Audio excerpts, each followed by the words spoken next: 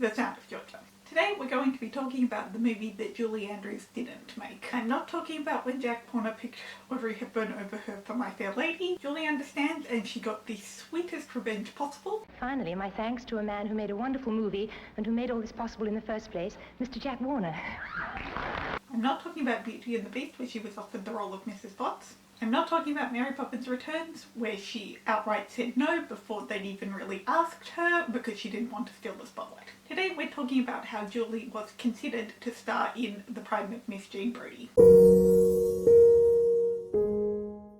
If you've seen The Prime of Miss Jean Brodie, you know more than I do. I've never seen it, and when I did read a little synopsis of it, it seemed intense. Honestly, I'd never even heard of it until I saw a post on the Parallel Julieverse Tumblr. That post is where I got the idea from this video, and most of the information for it actually, and I'll leave a link to it in the down below. As for the story, in a nutshell, Miss Jean Brodie is a teacher at a Scottish all-girls school. She doesn't like following the curriculum, she idolises fascists, and she forces her pupils to do some pretty awful things for her own personal gain. And it all gets very messy with disastrous consequences. Like I said, sounds intense. In the end, Maggie Smith wound up being cast, and while she was praised up and down for her performance, the movie itself was not a huge smashing success. It wasn't a complete flop, but if Maggie Smith hadn't won the Oscar, who knows how much we would be talking about it today. It really was the Oscar win that got the movie being talked about. Maggie Smith was not the first choice to play Miss Jean Brodie, obviously, but neither was Julie.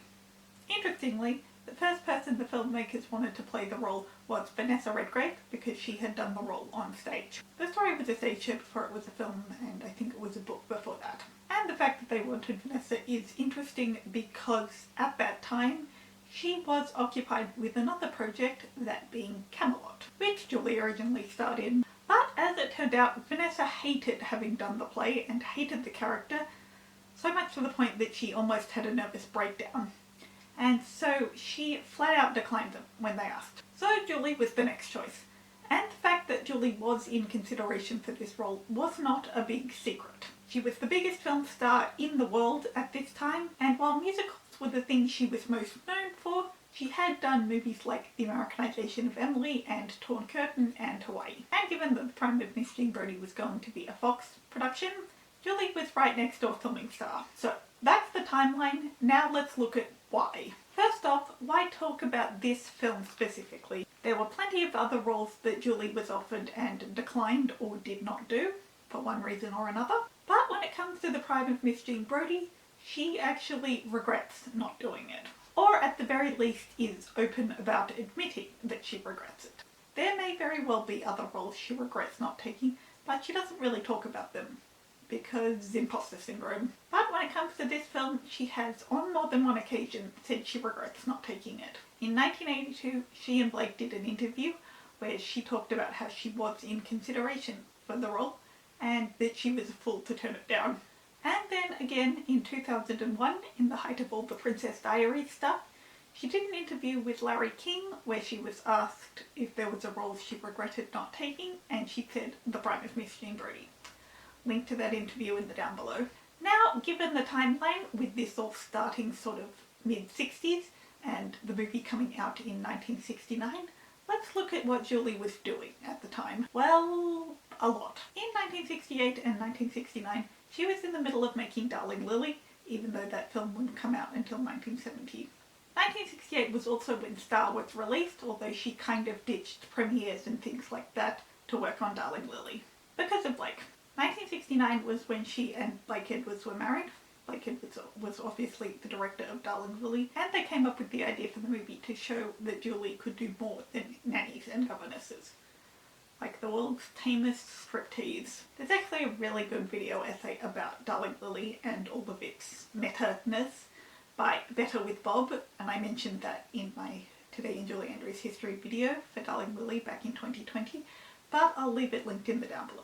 Given that, it does make sense that she would ditch the promo events for Star in favour of Darling Lily. This was also the time when Julie's family started taking precedence over her career. The reason so many of the movies she made in the 1970s and the 1980s were directed by Blake was because she only took on projects that could work around Blake's schedule as well as hers. And as I said, Darling Lily was written in the hopes that Julie would find success in a role that wasn't a nanny or a governess, and since The Prime of Miss Jean Brodie focused on a teacher, yeah, it does seem like her regret in taking the role is a bit in hindsight. According to Richard Sterling in his Julie Andrews An Intimate Biography book, he asked her about the nanny governess roles and she said, "I cannot play another teacher or nanny or governess because I had played governesses in Mary Poppins and The Sound of Music. When it surfaced I was being considered for The Prime of Miss Jean Brodie, another sort of governess film, I put a stop to that kind of talk as quickly as possible, even though this specific movie, in a way, might have changed things. Given all the main characters' problems and actions, The Prime of Miss Jean Brodie might not have hindered Julie's typecasting as much as she might have thought. But of course, that is all just speculation. Since she didn't do the movie, we're never going to know for sure. But nevertheless, it probably still would have been some level of deviation.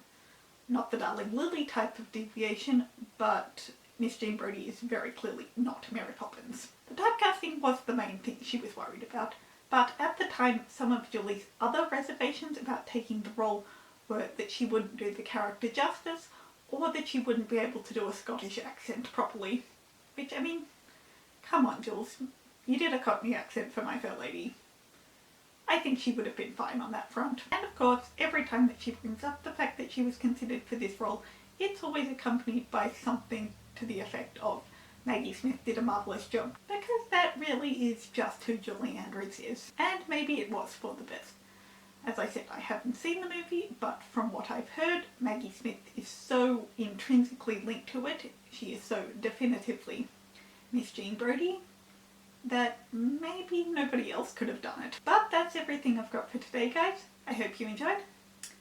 Let me know, have you seen The Prime of Miss Jean Brodie? Should I watch it? Can you imagine Julie in this role, or was Maggie Smith the perfect person to do it? Also, you should probably go and read the Parallel Julieverse Tumblr post on this, because there's so much in that post that I didn't include.